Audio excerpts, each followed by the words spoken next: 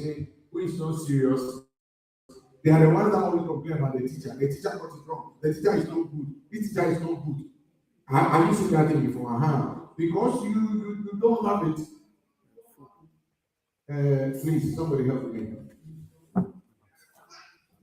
That one. Okay, so a lot of the time, because you don't have it, it's easy for you to say that God is not getting it wrong. It's very, very easy for you to say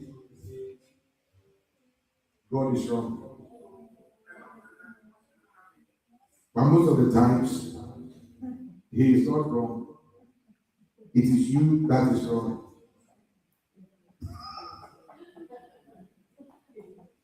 So we have to learn to, once somebody spoke it, twice on my head. This church is Bible based. We are Bible for everything.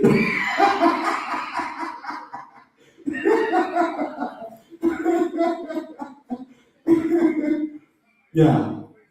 I think it's better. Thank you. So we have to learn to stop fighting with God. We have to learn to stop fighting with God. That is the entirety of today's message. Stop fighting with God.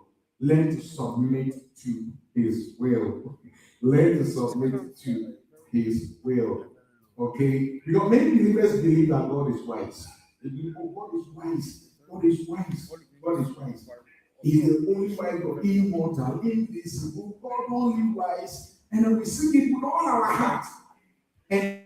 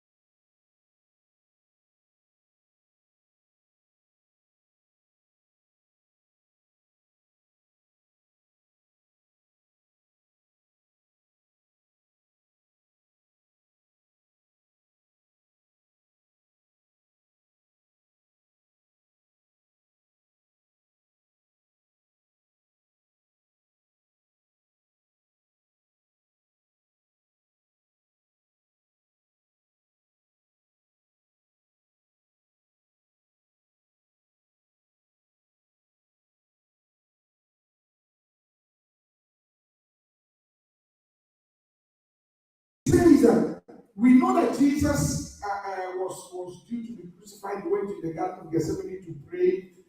Peter had promised him that no matter what, they were going together, they were dying together and all that. And then when he was in there to pray, Peter went to bed. It's your destiny of mine. It's something about the promises people give you. Sometimes when it comes to the actual thing, it becomes a different story. The guy had given promises, but he went to sleep. Okay, so in verse 42, Jesus when he prayed, he said, Father, if you are willing, remove this cup from me. That means Jesus didn't want the cup didn't know. This cup is not coming for me. Okay, so if you are willing, remove this cup from me. Then he says that even though I'm wrestling with it, I choose to yield to your will. I choose to yield to your will. Not my will, let your will be done. Not my will, let your will be done. In Romans 12:1 says that I beseech you, brethren, by the mercies of God, to present yourselves as living sacrifice, holy and acceptable unto God. How many of you have seen a sacrifice on an altar fighting for its rights before? How many of you have seen a sacrifice in Christmas time, whatever, when they kill the food, they kill the chicken, and they take the chicken or the food, they say, no, I won't agree. I won't accept to be put into life. I won't accept to be put into ground. No, the moment you become a sacrifice, you lose your right to complain. And we are being told now to submit ourselves, to surrender ourselves as a living sacrifice, holy and acceptable unto God. So if you are really going to walk with the Lord, and if you are really going to work with the Lord, you have to learn to just surrender your will. You have to learn to just give everything up to the Lord and just say, Lord, not my will, but yours be done. Have your way in my life. Do that which only you can do.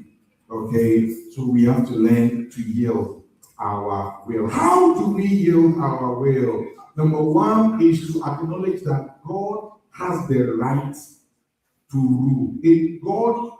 You see, when God dictates, when God imposes things upon your life, He doesn't need your agreement. God does not need your permission to do the things He has to do in your life. We have to come to a point where we have understood that God is sovereign, God rules, God is in charge. He owns us. We are the sheep of His pasture. And whatever He wants, that is what He does.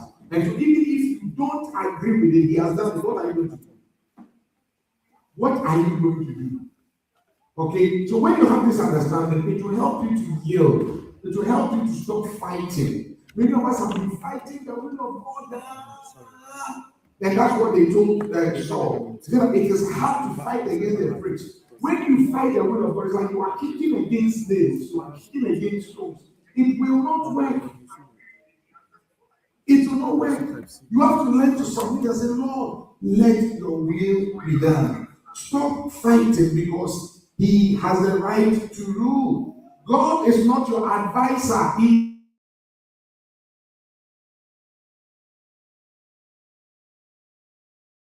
has a whole map in His hands, and He chooses where to move things. It's not like, oh, well, in His sense, He's got a whole world. In His sense, He's got a whole world. In His sense, He's got a whole world. In His sense, He's got a tiny little baby. In His hands, He's got the macho man. In His hands, He's got everybody. In His hands, He's in charge. He decides who moves, who does what. He's not looking for your will. So learn to acknowledge that He has the right. There's no decision God makes in your life that He doesn't have the right to make it. Every decision God, the ones you like, the ones you don't like, the ones you agree with, the ones you don't agree with, He has a right to make those decisions. To stop challenging Him. Psalm 24 verse 1. Psalm 24 verse 1 says, the earth is the Lord's and the fullness thereof, the wealth, and everybody who dwells in it, including you and me. We belong to Him. We are His property. And just like you have a few things in this world, and if you are coming to church today, you decided to wear this white thing. It couldn't tell you, I don't want to go to church. I'm not a Christian Adidas. I don't want to go to church. Is it Adidas from Nigeria? I don't want to go to church. No.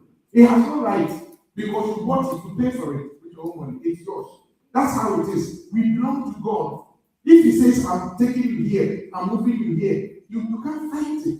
If you keep fighting it, you will get hurt. You will get hurt. You will break yourself. You will destroy yourself. So don't do it. Isaiah 45:9.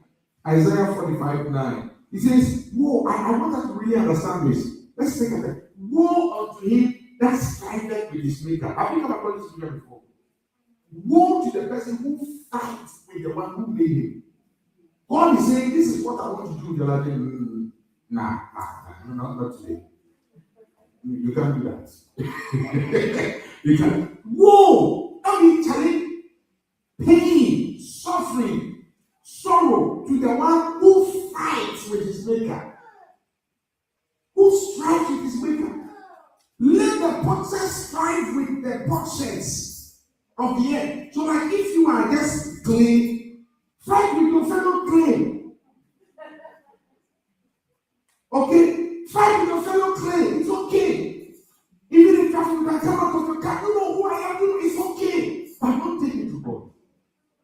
All those who know who I am, I'm not taking, don't take it to God. Take it, do it among yourselves. Don't take it to God. Let the potsherd strive with other potsherds of the earth. But shall the clay say to him that fashioned it, what are you trying to do? Can the clay tell them, you are being informed, no? You just imagine, you see the potter, when the thing is going round, you are being informed, then the clay opens and, Master, what do you think you are trying to do? You can't do that. You can't do that. What makes us now? Or that way. He has no hands. Like, can you question God? Can you question God? You can't. You can't. So you just have to be like a clay in the potter's hands. Whatever he tells you to do, just do it. However he tries to turn you, align with him. I have learned in this world that people who yield to God's will, they tend to do better in life. They tend to have peace. In the end of this message, you will see that it's always peace. You may not have money in your pocket, but you will have peace. You may not have certain things in the world, but you will have peace. And let me tell you, you come to a point in life where you realize that you need peace more than all these plenty things. There's a reason why Jesus said, a man's life does not consist of the abundance of things he possesses. The quality of your life has got nothing to do with how many cars, how many houses, and anyway, somebody said, how many cars, how many. There's a pastor friend of mine in Ghana who every time you come out of his house, walk around, Range Rovers and Rolls Royces, and they take a photo, and say, hey. Again, and he's talking, but he doesn't have peace. He doesn't have peace with his wife, and now people are gathered to buy some other smaller car for his wife, even though he says he has Rolls Royce, he has all this. So a man's life does not, it's like nobody knows, okay? But a man's life does not consist of the abundance of things he possesses. That you have all those plenty things doesn't mean you will have peace. But when you learn to walk with God in obedience, you may not have all those plenty things, but your life will be richer than those who have those things. Okay? It's amazing that we fight, and interestingly, his own wife also sang about the same thing. That it's amazing that we fight about all these worldly things, knowing clearly that we are going to leave everything behind. Okay, so we fight for all these things.